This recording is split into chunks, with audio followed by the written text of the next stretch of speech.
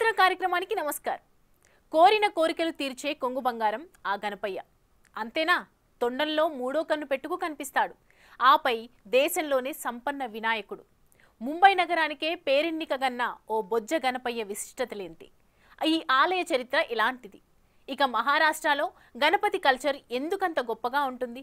ఈ రాష్ట్ర వ్యాప్తంగా ఉన్న ప్రసిద్ధ అష్ట గణపతి ఆలయాలేవి? అవి ఎక్కడెక్కడ ఉంటాయి? వాటి ప్రత్యేకతలు ఎలాంటివి? శుక్లాంబరధరం విష్ణుం శశివర్ణం చతుర్భుజం ప్రసన్నవదనం ధ్యాయేత్ సర్వ విఘ్నోపశాంతయే అంటూ గణపతిని స్తుతిస్తుంటాం. ముంబై వాసులైతే ఇక్కడి సిద్ధి గణపతిని నవసాచ గణపతి నమోస్తుతే అని కొలుస్తుంటారు. కోరిన కోర్కెలు తీర్చే కొంగు బంగారమని దీని అర్థం. ఈ గణపతి మహారాజ్ని దర్శించడానికి సాధారణ ముంబై వాసులే కాదు, ఇక్కడ అధికంగా నివసించే సెలబ్రిటీలు పెద్ద ఎత్తున వస్తుంటారు. కులమతాలకు అతీతంగా ఈ గణపతి దేవును కొలవటానికి వస్తుంటారు. సల్మాన్, షారుఖ్ వంటి వారు సైతం గణేష్ మహారాజ్ దర్శనార్థం వస్తుంటారు. ముంబై సినీ జనానికి అత్యంత ఆరాధ్య దైవం ఇక్కడి సిద్ధి వినాయకుడు. అంతేనా, విదేశాల నుంచి కూడా ఇక్కడికి భక్తులు వస్తుంటారు. అంతటి పవర్ఫుల్ ఇక్కడి గణేష్ మహారాజ్. 2.5 అడుగుల ఎత్తులు, రిద్ధి సిద్ధి ఇరువైపులా ఉండగా ఇక్కడి గణపతి మహారాజ్ కుడివైపునకు తిరిగిన తొండంతో దర్శనమిస్తారు. అందుకే ఈ గణేష్ ను దర్శించిన వారికి పాజిటివ్ వైబ్స్ జనరేట్ అయి ఆ రోజంతా ఎంతో ఉల్లాసంగా ఉత్సాహంగా గడుపుతారని నమ్ముతారు. అంతేకాదు వారనుకున్న పనులన్నీ నెరవేరిపోతాయని విశ్వసిస్తారు. మరి ముఖ్యంగా మంగళవారం నాడైతే సుమారు 70,000 మంది వరకు భక్తులు సందర్శిస్తారంటే పరిస్థితేంటో అర్థం చేసుకోవచ్చు. అందుకే ముంబై వెళ్లిన వారిని సిద్ధి వినాయక్ దర్శన్ అయ్యిందా అని అడుగుతుంటారు.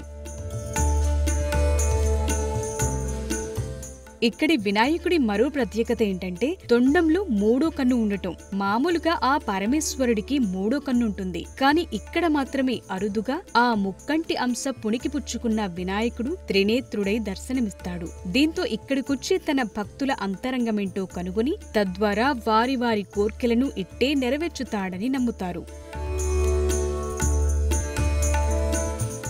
ఈ ఆలయ చరిత్ర 2 శతాబ్దాల పైన నాటిది. 1801 నవంబర్ 19న లక్ష్మణ్ వితు అనే కాంట్రాక్టర్ ఈ ఆలయం నిర్మించినట్టు తెలుస్తోంది. కట్టినప్పుడు ఈ ఆలయం ఎంతో చిన్నది, అంచెలంచెలుగా ఎదుగుతూ ప్రస్తుతం 6 అంతస్తుల మేర విస్తరించింది. ఆగ్రే సమాజ్ కి చెందిన దూబే పాటిల్ అనే శ్రీమంతురాలు ఈ ఆలయాన్ని ఇంతగా విస్తరించినట్టు చెప్తారు. పిల్లలు కలగని మహిళలు ఇక్కడికొచ్చి ఈ సిద్ధి వినాయకుణ్ణి మొక్కితే వారికి తప్పనిసరిగా పిల్లలు పుడతారని విశ్వసిస్తారు.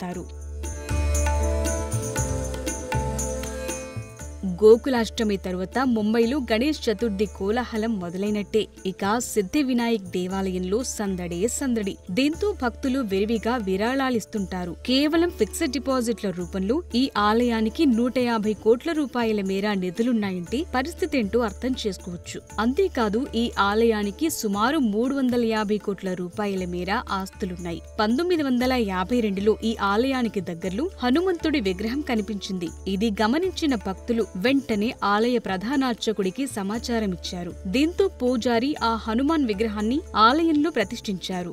నాటి నుంచి ఇక్కడ వినాయకుడి విగ్రహంతో పాటు హనుమాన్ విగ్రహం కూడా పూజలందుకుంటూ వస్తోంది.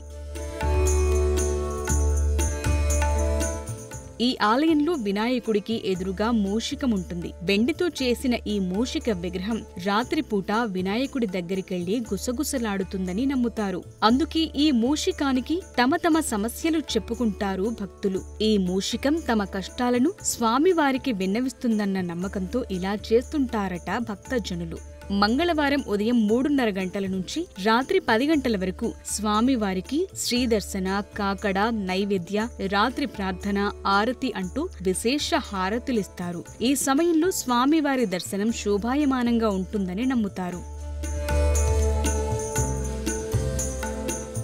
తమిళనాడు తరువాత ఆ స్థాయిలో గణపతి ఆరాధన జరిగే రాష్ట్రం మహారాష్ట్ర. ఈ రాష్ట్రంలో అష్టగణపతి ఆలయాల సముదాయం సుప్రసిద్ధం.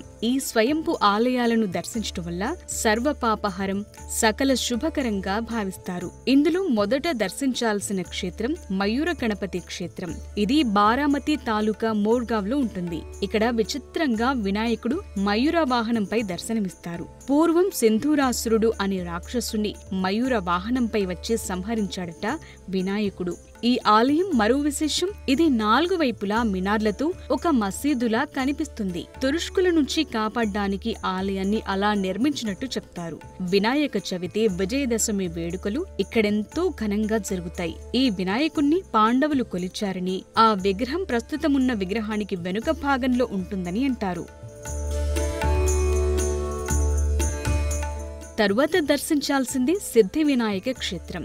ఇది అహ్మద్ నగర్ జిల్లాలోని శ్రీగుండ పట్టణానికి దగ్గరలో ఒక చిన్న కొండ మీద ఉంటుంది. ఈ ఆలయాన్ని పేష్వాలు నిర్మించినట్టు చెప్తుంది స్థల చరిత్ర. ఇక్కడి వినాయకుడి తొండం కూడా కుడివైపునకు తిరిగి ఉంటుంది. సిద్ధి బుద్ధి సమేతుడై కొలువుదీరి కనిపిస్తాడు ఇక్కడి విఘ్నేశ్వరుడు. పూర్వం మధుకైటములనే రాక్షసులను సంహరించడం కోసం మహావిష్ణువు ఈ వినాయకుడి సాయం తీసుకున్నట్టు చెప్తుంది స్థల చరిత్ర.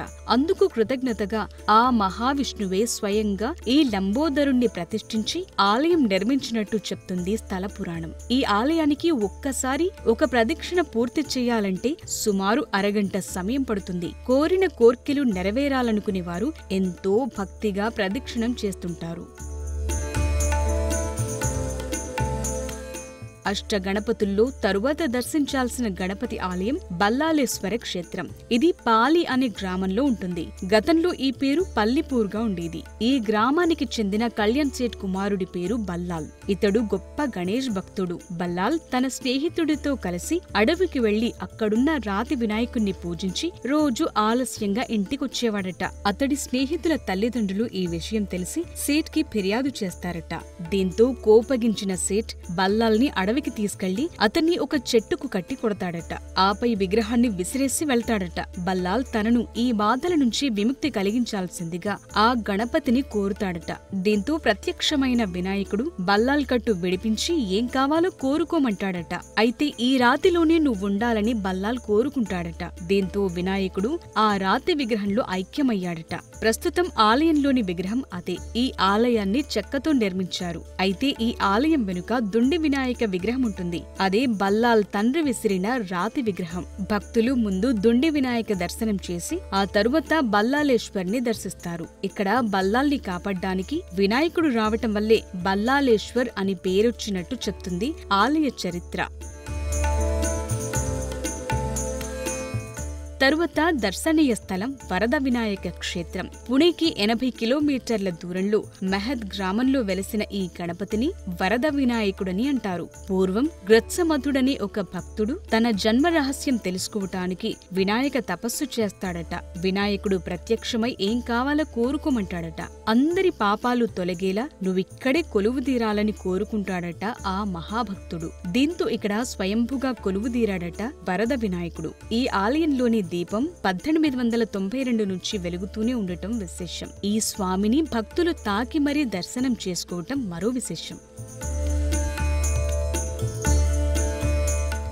అష్ట గణపతుల్లో దర్శించాల్సిన మరో క్షేత్రం చింతామణి గణపతి ఆలయం. పుణేకు 22 కిలోమీటర్ల దూరంలో ఉన్న తేవూర్ గ్రామంలో ఉంటుంది క్షేత్రం. ఈ గ్రామంలో ఒకప్పుడు కపిల మహాముని కొంతకాలం ఇక్కడ తపస్సు చేశాడట. ఆయన దగ్గర భక్తుల కోరికలు తీర్చే చింతామణి అనే మణి ఉండేదట. ఓసారి ఈ ప్రాంతాన్ని పాలించే అభిజిత్ మహారాజు కుమారుడు గుణ కపిల మహర్షి ఆశ్రమానికొచ్చి ఆ మణిని తిరస్కరిస్తాడట. కపిల మహర్షి గణపతి సాయంతో ఆ రాజును జయించి ఆ మణిని తిరిగి పొందుతాడట. ఆ కృతజ్ఞత కొద్దీ దాన్ని గణపతి మెడలో అలంకరిస్తాడట. నాటి నుంచి ఈ గ్రామం కదంబనగర్ గాను, ఈ స్వామి చింతామణి గణపతిగాను ప్రసిద్ధి పొందాడట. ఈ ఆలయాన్ని కూడా పేష్వాల కాలంలోనే నిర్మించారు. గిరిజాత్మాత్ వినాయక క్షేత్రం. పుణేకు 90 కిలోమీటర్ల దూరంలో గల లేన్యాది పర్వతంపై బౌద్ధ గుహల మధ్యన ఉన్న ఆలయమే గిరిజాత్మత్ వినాయక ఆలయం. పార్వతీదేవి సంతానం కోసం ఇక్కడ 12 సంవత్సరాలు తపస్సు చేసిన తరువాతే నలుగురు పిండితో చేసిన బాలగణపతికి ప్రాణం పోసిందని అంటారు. తనకు కౌమారప్రాయం వచ్చే వరకు గణపతి తన తల్లితో కలిసి ఇక్కడే ఉన్నాడని పురాణ కథనం. ఈ గణపతి అచ్చు నలుగుపిండితో చేసినట్టే రూపురేఖలు స్పష్టంగా కనిపించకుండా ఉంటాయి. ఈ గణపతిని దర్శించాలంటే 307 మెట్లెక్కాలి. స్తంభాలు లేకుండా కేవలం ఏకశిలని ఆలయంగా మలచి మెట్లు నిర్మించారు. విద్యుత్ దీపాల అవసరం లేకుండా పగటి వేళలో సూర్యకిరణాలు ఆలయంలో పడేలా నిర్మించడం చేత ఈ స్వామిని స్పష్టంగా దర్శించవచ్చు. అదే ఈ ఆలయం ప్రత్యేకత.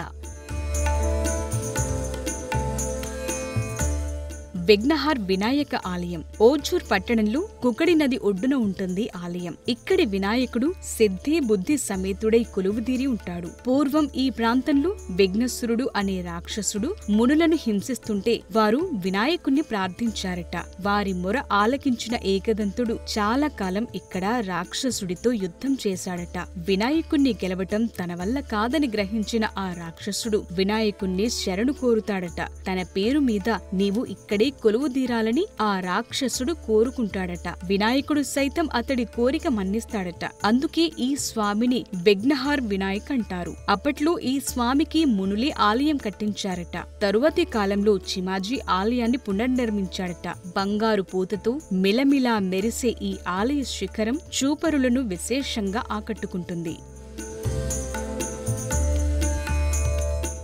రంజన్గావ్లో కొలువైన ఈ వినాయకుడిని మహాగణపతిగా భావించి కొలుస్తారు. త్రిపురాసుర సంహార కాలంలో పరమేశ్వరుడే ఈ గణపతిని తలుచుకుని యుద్ధం చేసి రాక్షస సంహారం చేస్తాడట.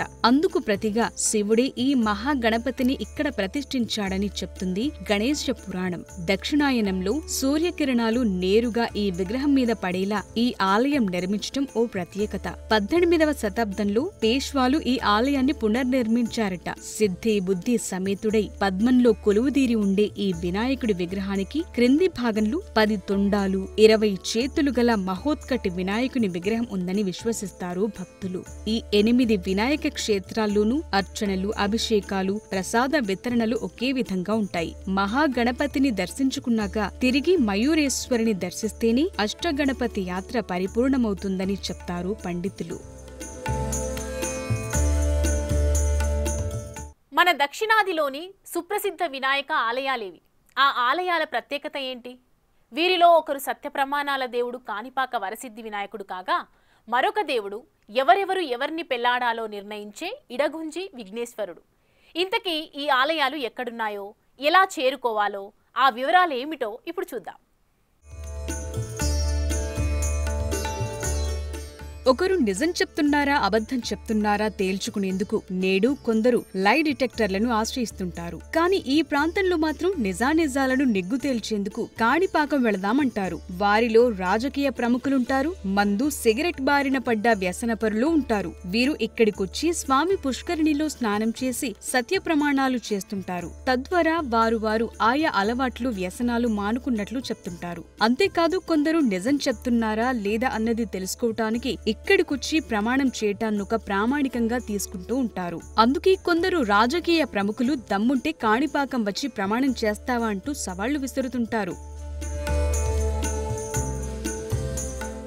కాణిపాకం వర సిద్ధి వినాయక ఆలయం 1000 ఏళ్ల క్రితం నాటిది. ఇక్కడ శివ వైష్ణవ ఆలయాలుంటాయి. వినాయకుడి ఆలయంతో పాటు మణికంఠేశ్వర స్వామివారు, వరదరాజ స్వామివారు, వీరాంజనేయ స్వామివారి ఆలయాలుంటాయి. దేశంలోనే మరెక్కడా లేని విధంగా ఇక్కడ వినాయక చవితి వార్షిక బ్రహ్మోత్సవాలు ఏకంగా 21 రోజుల పాటు జరుపుతారు.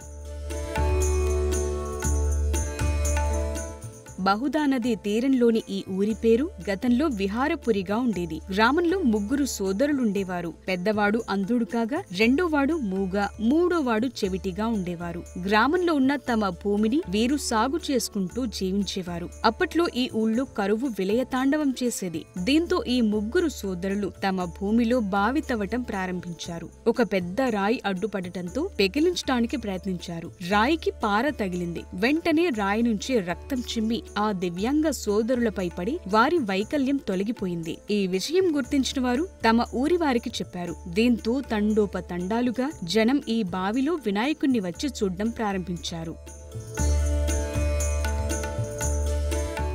ఇక్కడికొచ్చిన గ్రామస్తులు పూజలు చేసి కొబ్బరికాయలు కొట్టడం మొదలుపెట్టారు. ఆ కాయల ద్వారా వచ్చిన నీరు కాణిమేర అంటే ఎకరం మేర ఏరులై పారిందట. దీంతో తమిళంలో కాణిపారకం అనే మాట వినవచ్చింది. దాన్ని కాలక్రమేణా కాణిపాకంగా పిలవటం మొదలైంది. అలా విహారపురం కాస్త కాణిపాకంగా రూపాంతరం చెందింది.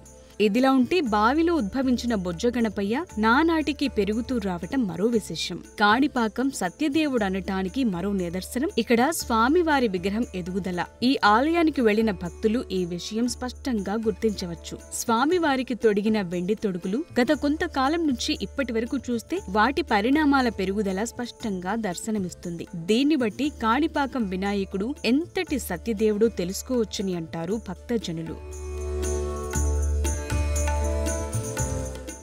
వినాయక చవితి వస్తుందంటే తెలుగు రాష్ట్రాల్లో ప్రముఖంగా వినిపించే పేరు కాణిపాకమే. ఈ ఆలయం చేరుకోవటానికి రైలు, రోడ్డు, విమాన మార్గాలు పుష్కలంగా ఉన్నాయి. విమానంలో వచ్చేవారు తిరుపతి విమానాశ్రయానికి చేరుకుంటే సరిపోతుంది. ఇక్కడి నుంచి కాణిపాకం ఆలయం 82 కిలోమీటర్ల దూరం ఉంటుంది. ఆపై చిత్తూరు రైల్వే స్టేషన్ కు చేరుకుంటే ఈ ఆలయం 12 కిలోమీటర్ల దూరం మాత్రమే ఉంటుంది. తిరుపతి లేదా చిత్తూరుకు బస్లో చేరుకున్నా ఆపై ఈ ఆలయం చేరుకోవటం తేలిక. మామూలుగా వినాయకుణ్ణి చతుర్భుజం ప్రసన్నవదనం అంటుంటారు. కానీ ఇడగుంజిలోని వినాయకుడికి మాత్రం కేవలం 2 చేతులు మాత్రమే ఉంటాయి. విఘ్నాలు తొలగించే గణపతికి ఇక్కడ పెళ్లిళ్ల పేరయ్యగానూ పేరుంది. ఉత్తర కర్ణాటకలోని హెన్నావరంలోని ఈ స్వామివారు పెళ్లిళ్ల స్పెషలిస్ట్.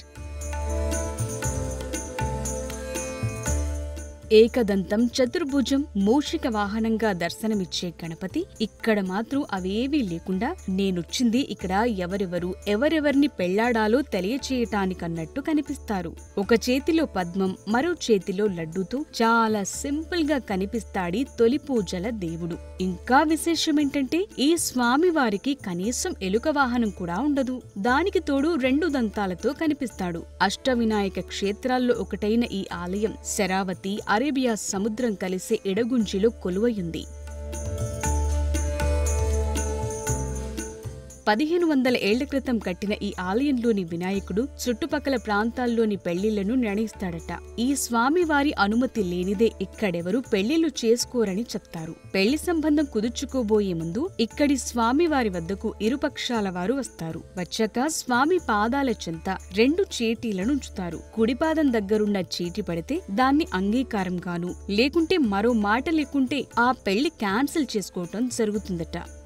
దేశ నలుమూలల నుంచి ఏటా ఈ ఆలయానికి 10 లక్షల మంది భక్తులొస్తుంటారు. విశ్వకర్మ ఈ ఆలయంలో విగ్రహ ప్రతిష్ఠ చేసినట్టు చెప్తాయి పురాణాలు. అంతేకాదు స్వామి స్వయంభూగా వచ్చి ఇక్కడ కొలువుదీరినట్టు చెప్తాయి పురాణ కథనాలు. ఇక స్థల పురాణం విషయానికొస్తే ద్వాపర యుగాంతమైన కృష్ణావతారం పూర్తయ్యే సమయానికి కలియుగ ప్రారంభం గురించి అందరూ భయపడ్డారట. కలి ప్రారంభంలో ఎవరికీ ఎలాంటి సమస్యలు ఎదురుకాకుండా ఉండేందుకు వలకెల్య ఋషి ఆధ్వర్యంలో కొందరు ఋషులు యజ్ఞయాగాదులకు సిద్ధపడ్డారట. వీరంతా కలిసి శరావతి నడి ఒడ్డున యజ్ఞం చేయటం మొదలు కాగానే ఎన్నో ఆటంకాలు ఎదురయ్యాయట. ఋషులు చివరికి నారదముని శరణుగోరారట. దీంతో నారదుడు వినాయకుణ్ణి పూజిస్తే సర్వ విఘ్నాలు తొలగిపోతాయని సలహా ఇచ్చాడట. అలా నారదముని సలహా సూచనల మేరకు మునులు వినాయక పూజ ప్రారంభించారట. ఆ సమయంలో త్రిమూర్తులు ఇక్కడ సందర్శించారని, వారే స్వయంగా ఇక్కడ చక్రతీర్థ, బ్రహ్మతీర్థ పేరిట కొలను ఏర్పాటు చేశారని చెప్తారు. తరువాత నారదుడు ఋషులంతా కలిసి దేవతీర్థ అనే మరో కొలను నిర్మించారట. చివరకు నారదుడు పార్వతీమాతలకు ఈ యాగం గురించి తెలియచేసి గణపతిని పంపమని కోరారట. అలా తన తల్లి అనుమతి మేరకు ఒక చేతిలో పద్మం, మరో చేతిలో లడ్డూతో వచ్చిన వినాయకుడు ఇక్కడ ఋషులు చేస్తున్న యాగానికి ముగ్ధుడై వారి విఘ్నాలు తొలగిపోవాలని ఆశీర్వదించారట. దీంతో ఆ క్రతువు విజయవంతంగా ముగిసిందట. సరిగ్గా అదే సమయంలో విఘ్న నాయకుడైన గణపతికి ఈ ప్రాంతం బహుబాగా నచ్చటంతో ఇక్కడే కొలువుదీరి భక్తుల కోర్కెలు తీర్చటంలో నిమగ్నమయ్యాడట. ఆ తరువాత విశ్వకర్మ ఇక్కడ స్వామి విగ్రహ స్థాపన చేశారని, ఆపై ఈ ప్రాంతాన్ని పాలించిన రాజులు ఆలయాన్ని నిర్మించారని చెప్తోంది స్థల చరిత్ర. ఇక్కడ కేవలం పెళ్లిళ్లు మాత్రమే కాదు, కొందరు భక్తులు తాము ఇల్లు కట్టాలన్నా, వాహనం కొనాలన్నా, ఉద్యోగంలో చేరాలన్నా స్వామి వారి అనుమతి తీసుకుంటారట. ఇక్కడ రోజువారి పూజలు పునస్కారాలతో పాటు పంచకాధ్య అనే ప్రత్యేక నైవేద్యం స్వామికి పెట్టి భక్తులకు ప్రసాదంగా ఇస్తారు. వినాయక చవితితో పాటు ఇతర పర్వదినాలను పురస్కరించుకుని నిత్య కళ్యాణం పచ్చతోరణంగా దర్శనమిస్తుంది వినాయక ఆలయం. ఈ ఆలయానికి ఎలా చేరుకోవాలో చూస్తే, విమానంలో రావాలనుకునే వారు మంగళూరు విమానాశ్రయంలో దిగి అక్కడ్నుంచి బస్సు, క్యాబ్ల ద్వారా ఆలయానికి చేరుకోవచ్చు. అదే రైల్లో వచ్చేవారు మంకి రైల్వే స్టేషన్లో దిగితే అక్కడ్నుంచి 7-8 కిలోమీటర్ల దూరంలో ఉండే ఆలయానికి ఆటోలు లేదా బస్సులో వెళ్లొచ్చు. పలు ప్రైవేటు వాహనాలు కూడా అందుబాటులో ఉన్నాయి. అదొక త్రినేత్ర గణపతి ఆలయం. కానీ ఈ ఆలయ విశిష్టతలు ఎన్నో. గణపతి, ఆయన భార్యలు సిద్ధి, బుద్ధి, పుత్రులు శుభ్, లాభ్, ఇక ఎలుక, వాహనం అన్నీ కలగలిసిన చోటిది. అంతేనా, ఈ త్రినేత్ర గణపతికి ఉత్తరాలు రాస్తే చాలు విద్య, వైద్య, ఉద్యోగ, వ్యాపార, వివాహ వ్యవహారాలన్నీ వాటికవే సానుకూలపడతాయనే నమ్మకం. దీంతో కుప్పలు తెప్పలుగా గణపతి ముందు ఉత్తరాలు పడి ఉన్న దృశ్యం. ఇంతకీ ఎక్కడది ఆలయం? ఏమా పురాణ గాథ? ఈ యాత్ర ద్వారా తెలుసుకుందాం.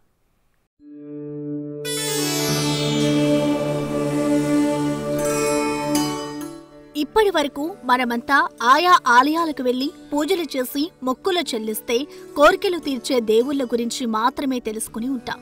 కానీ ఇది నా కష్టం, ఈ సమస్య నుంచి నన్ను గట్టెక్కించు స్వామి అంటూ ఒక ఉత్తరం ముక్క రాస్తే కరుణించే దైవం ఉన్నాడని మీకు తెలుసా? అలాంటి గణపయ్య గురించి తెలుసుకోవాలంటే మాత్రం మనం రాజస్థాన్లోని సవాయ్ మాధోపూర్ వెళ్లాల్సిందే. ఇది చిత్రం కాదు, విచిత్రమూ కాదు, అంతకన్నా మించి రాజస్థాన్లోని రణతంబోర్ పులుల అభయారణ్యం. అయితే ఈ అడవి మధ్యలో కొలువయున్నాడు త్రినేత్ర గణపతి. మామూలుగా అయితే ఆయా కోరికలు తీర్చే దేవులను కొంగు బంగారం అంటారు. ఈ గణపతి దేవుడు మాత్రం అలా కాదు, ఉత్తర బంగారం. ఒక్క ఉత్తరం రాస్తే చాలు, వెంటనే ఆ సమస్యలు తీరిపోతాయని విశ్వసిస్తుంటారు భక్తజనులు.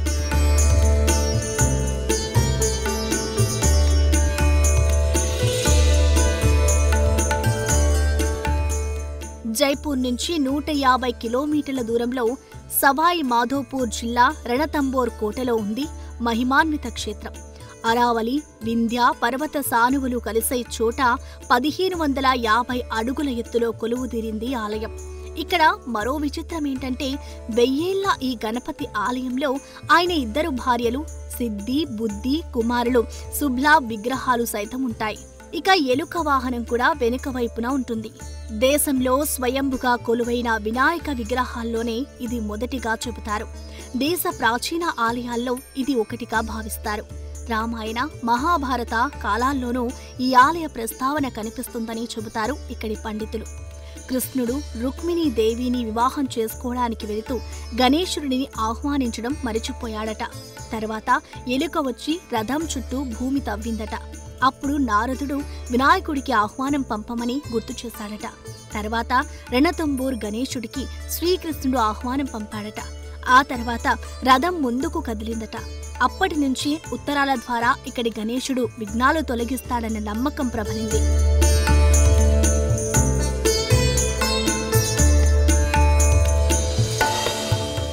ఈ ఆలయానికి భక్తులు ఉత్తరాలు పంపడానికి గాను బైఖాడా ఆలయం, సవాయే మాధోపూర్, రణతంబోర్ పిన్ కోడ్ 32202 పేరుట ఒక అడ్రస్ పిన్ కోడ్తో సహా రాసి ఉంచుతారు. అడిగిన భక్తులకు ఈ చిరునామా ఇస్తారు ఇక్కడి పూజారులు. ప్రతిరోజు పోస్ట్ మ్యాన్ ఉత్తరాలు బట్వాడా చేసే దృశ్యం సర్వసాధారణం. భక్తులు పంపే వివిధ లేఖలు, రకరకాల ఆహ్వాన పత్రాలన్నీ ఇక్కడికి ఎంతో భక్తి శ్రద్ధలతో చేర్చుతుంటారు తపాలా శాఖ సిబ్బంది. ఉద్యోగాలు కావాలనుకునేవారు, పదోన్నతులు కావాలనుకునేవారు, ఇంకా ఎన్నెన్నో సంతాన సౌభాగ్యాలు, ఇలా అన్ని సమస్యలకు ఏకైక పరిష్కారం ఒకే ఒక్క ఉత్తరం. గణపయ్యకు తమ కష్టం చెప్పుకొని అది నెరవేరితే వచ్చి మొక్కు తీర్చుకుంటామని తమ ఉత్తరంలో తెలియచేస్తుంటారు. దీంతో ఆ ఉత్తరాల గుట్టలు స్వామివారి పాదాల చెంత పరిష్కారం కోసం ఎదురుచూస్తూ దర్శనమిస్తాయి. ఆ మాటకొస్తే ఇక్కడి త్రినేత్ర గణపతి దర్శనమాత్రం చేతనే అన్ని సమస్యలు తీరిపోతాయని చెబుతారు పండితులు.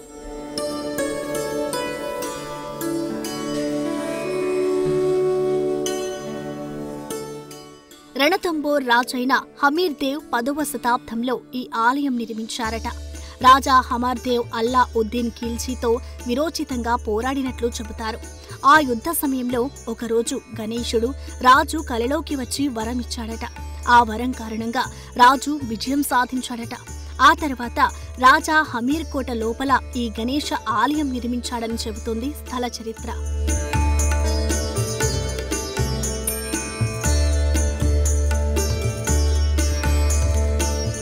ఇక్కడికి ఎలాంటి ఉత్తరాలు వస్తాయంటే కరోనా తొలగిపోవాలని, ఆపై దేశంలోని సామాజిక రాజకీయ అసమానతల గురించి ఇలా చెప్పుకుంటూ పోతే చాలానే. అంతగా ఈ ఆలయం పేరు సాధించింది. పౌరాణిక, చారిత్రక, సామాజిక ప్రాధాన్యత గల ఈ ఆలయ సందర్శనం ఎంతైనా మేలు చేస్తుందని అంటారు. ఇక గణేష్ చతుర్థి వచ్చిందంటే చాలు తండోపతండాలుగా జనం ఇక్కడికి వస్తూ ఉంటారు. ఇక మన దక్షిణాది ప్రసిద్ధ గణపతి ఆలయాల విషయానికి వస్తే బెంగళూరు బసవన గుడి దగ్గరలోని దొడ్డ గణపతి ఆలయం. కన్నడలో దొడ్డ అంటే పెద్ద అని అర్థం. పేరుకు తగినట్టుగా ఈ ఏకశిలా విగ్రహం 16 అడుగుల వెడల్పుతో 18 అడుగుల ఎత్తులో దర్శనమిస్తుంది. బెంగళూరు వాసులు ఈ విగ్రహాన్ని వెన్నతో అలంకరిస్తారు. గణపయ్యకు వెన్న అలంకారం చేయడం వల్ల తమ సమస్యల నుంచి ఉపశమనం లభిస్తుందని విశ్వసిస్తారు. ఇక మన హైదరాబాద్ ఖైరతాబాద్ గణపతి సంగతి సరే.